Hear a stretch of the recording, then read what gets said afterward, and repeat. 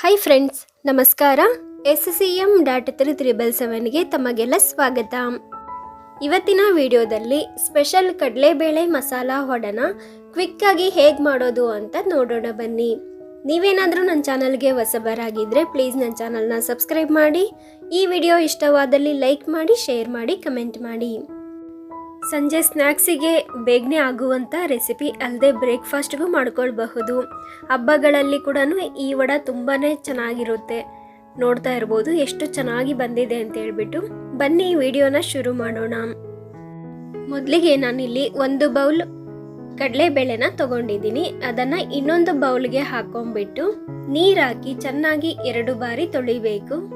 ಯಾವುದೇ ಕಾಳು ಕಡಿ ತರಕಾರಿ ಆಗಲಿ ಚೆನ್ನಾಗಿ ತೊಳೆದ್ಬಿಟ್ಟು ಮಾಡೋದು ಆರೋಗ್ಯಕ್ಕೆ ತುಂಬಾ ಒಳ್ಳೆಯದು.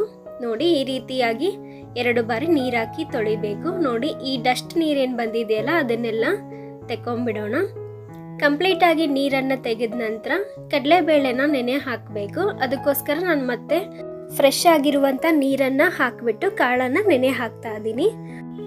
1.5 ಇಂದ 2 ಗಂಟೆಗಳ ಕಾಲ ಈ ಕಾಳುಗಳು ನೆನ್ಕೊಂಡ್ರೆ ಸಾಕು. ಅದಕ್ಕಿಂತ ಹೆಚ್ಚಾಗಿ ನೆನೆಸೋದು ಬೇಡ, ವಡ ಕ್ರಿಸ್ಪಾಗಿ ಬರೋದಿಲ್ಲ. ಅದಕ್ಕೋಸ್ಕರ ನೋಡಿ 2 ತಾಸು ನೆನೆಸಿರೋದು. ಪೀಸ್ ಮಾಡಿದಾಗ 2 ತುಂಡು ನಿಧಾನಕ್ಕೆ ಆಗಬೇಕು ಅಷ್ಟೇ. ಅದಕ್ಕಿಂತ ಹೆಚ್ಚಾಗಿ ಕಾಳುಗಳನ್ನು ನೆನೆಸೋದು ಬೇಡ. ಕಾಳುಗಳಲ್ಲಿ ಸ್ವಲ್ಪವೂ ನೀರಿನಂಶ ಇರದೇ ಇರೋ ರೀತಿ ಎಲ್ಲ ಸೋಸ್ಕೋಬೇಕು. ಒಂದು ಶುದ್ಧವಾದ ಬಟ್ಟೆ ಮೇಲೆ ಬೇಕಾದರೂ ಕಾಳುಗಳನ್ನು ಅರಿವಿ ನೀಟಾಗಿ ನೀರಿನಂಶ ಹೋಗೋವರೆಗೂ ಒಣಗಿಸ್ಕೋಬಹುದು. ನೋಡಿ, ಈ ರೀತಿ ಪೀಸ್ ಮಾಡಿದಾಗ ನಿಧಾನಕ್ಕೆ 2 ತುಂಡು ಆಗಬೇಕು. ಆ ರೀತಿಯಾಗಿ ಕಾಳು ನೆಂದಿದ್ರೆ ಸಾಕು. ನಂತರ ನಾನಿಲ್ಲಿ 1-2 ಹಿಡಿಯಷ್ಟು ಸ್ವಲ್ಪ ಕಾಳುಗಳನ್ನು ಎತ್ತಿಟ್ಕೊಳ್ತಾ ಇದ್ದೀನಿ. ಉಳಿದಿರ್ತಕ್ಕಂಥ ಕಾಳುಗಳನ್ನು ನಾವು ಮಿಕ್ಸಿ ಮಾಡ್ಕೋಬೇಕು. ಒಂದು ಮಿಕ್ಸಿ ಜಾರ್ನ ತಗೊಂಡು 2 ಒಣಮೆಣಸಿನ್ಕಾಯಿನ ಪೀಸ್ ಮಾಡಿಬಿಟ್ಟು ಹಾಕೊಳ್ತಾ ಇದ್ದೀನಿ. ಹಸಿಮೆಣಸಿನ್ಕಾಯಿ ಮತ್ತು ಒಣಮೆಣಸಿನ್ಕಾಯಿ 2 ಉಪಯೋಗಿಸೋದ್ರಿಂದ ಟೇಸ್ಟು ತುಂಬಾ ಚೆನ್ನಾಗಿ ಬರುತ್ತೆ.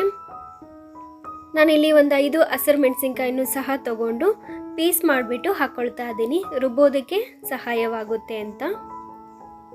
1/2 ಇಂಚು ಹಸಿ ಶುಂಠಿನ ಕಟ್ ಮಾಡಿಬಿಟ್ಟು ಹಾಕ್ಕೊಳ್ತಾ ಇದ್ದೀನಿ.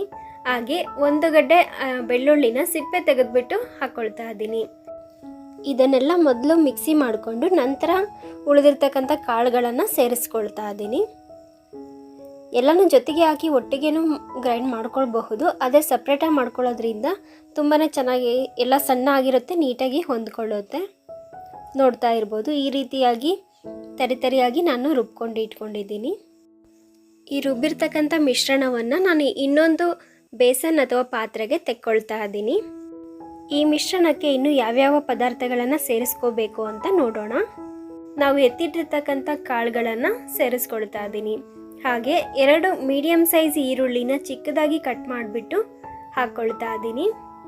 ಈರುಳ್ಳಿ ಹಾಕಿದಷ್ಟು ವಡ ಟೇಸ್ಟು ತುಂಬಾ ಚೆನ್ನಾಗಿ ಬರುತ್ತೆ. ಹಾಗೆ ಸ್ವಲ್ಪ ಪುದೀನ ಎಲೆನ ಚಿಕ್ಕದಾಗಿ ಕಟ್ ಮಾಡಿ ಹಾಕ್ಕೊಳ್ತಾ ಇದ್ದೀನಿ.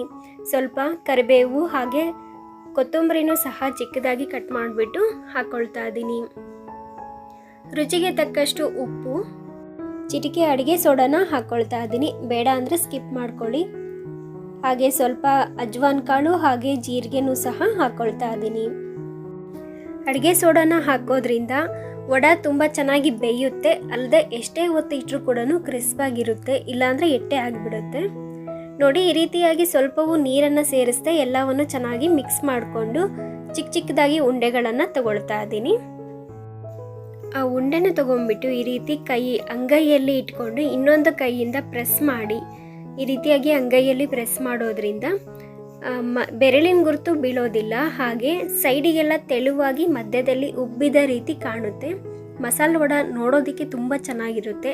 ಹಾಗೆ ಕರೆದಾಗ ತಿನ್ನುವಾಗಂತೂ ಸೈಡಿಗೆಲ್ಲ ಎಡ್ಜಸ್ ತೆಳು ಇರೋ ಕಾರಣ ಕ್ರಿಸ್ಪಾಗಿರುತ್ತೆ ಜಾಸ್ತಿ. ಹಾಗೆ ತಿಂತ ಮಧ್ಯದಲ್ಲಿ ಸ್ವಲ್ಪ ಮೃದುವಾಗಿ ಸಿಗೋದ್ರಿಂದ ತುಂಬಾ ಚೆನ್ನಾಗಿ ಅನಿಸುತ್ತೆ ಟೇಸ್ಟು ತಿನ್ನುವಾಗ. ನೋಡಿ, ಎಣ್ಣೆನ ಕಾಯೋದಕ್ಕೆ ಇಟ್ಟಿದ್ದೀನಿ. ಕಾಯಿಲಿ ಎಣ್ಣೆ ಕಾದಿದೆ. ಎಣ್ಣೆ ಕಾದ ನಂತರ ಈ ರೀತಿಯಾಗಿ ಪ್ರೆಸ್ ಮಾಡಿಬಿಟ್ಟು ಒಂದೊಂದಾಗಿ ವಡನ ಹಾಕ್ಕೊಳ್ತಾ ಇದ್ದೀನಿ. ಎಣ್ಣೆಗೆ ಹಾಕುವಾಗ ಹುಷಾರಾಗಿ ಹಾಕ್ಕೊಳ್ಳಿ. ಹಾಗೆ ಎಣ್ಣೆ ಚೆನ್ನಾಗಿ ಕಾದಿರುವಾಗ ಹಾಕಬೇಕು. ನಂತರ ಸ್ವಲ್ಪ ಉರಿನ ಕಡಿಮೆ ಮಾಡಿಬಿಟ್ಟು 2 ಸೈಡು ಚೆನ್ನಾಗಿ ರೋಸ್ಟ್ ಆಗೋವರೆಗೂ ನಾವು ಫ್ರೈ ಮಾಡ್ಕೊಳ್ಬೇಕಾಗುತ್ತೆ. ನೋಡಿ ಈ ರೀತಿ ನೊರೆ ಎಲ್ಲ ಒಂದು ಬಾರಿ ಕಂಪ್ಲೀಟಾಗಿ ಕಡಿಮೆ ಆದ ನಂತರ ಇನ್ನೊಂದು ಸೈಡು ತಿರುಗಿಸ್ಬಿಟ್ಟು 2 ಸೈಡು ಇದೇ ರೀತಿ ಚೆನ್ನಾಗಿ ಫ್ರೈ ಮಾಡ್ಕೊಳ್ಬೇಕು. ಒಂದೆರಡು ಬಾರಿ ತಿರುಗಿಸಿ 2 ಸೈಡು ಕಲರ್ ಚೆನ್ನಾಗಿ ಬರೋವರೆಗೂ ರೋಸ್ಟಾಗಿ ಫ್ರೈ ಆಗೋ ತನಕ ವಡಾನ ಫ್ರೈ ಮಾಡಿಕೊಂಡ್ರೆ ನಮಗೆ ತುಂಬಾ ಟೇಸ್ಟಿಯಾಗಿರ್ತಕ್ಕಂಥ ಕ್ರಿಸ್ಪಿಯಾದ ಮಸಾಲೆ ವಡ ರೆಡಿ ಆಗುತ್ತೆ. ಇದೇ ರೀತಿ ಎಲ್ಲ ವಡಾನ ಮಾಡ್ಕೊಳ್ಬೇಕು. ನೋಡ್ತಾ ಇರ್ಬೋದು, ನೋಡೋದಕ್ಕೆ ಎಷ್ಟು ಚೆನ್ನಾಗಿ ಕಾಣಿಸ್ತಾ ಇದೆಯೋ ಅಷ್ಟೇ ರುಚಿಯಾಗೂ ಕೂಡ ಈ ಮಸಾಲೆ ವಡ ಇತ್ತು.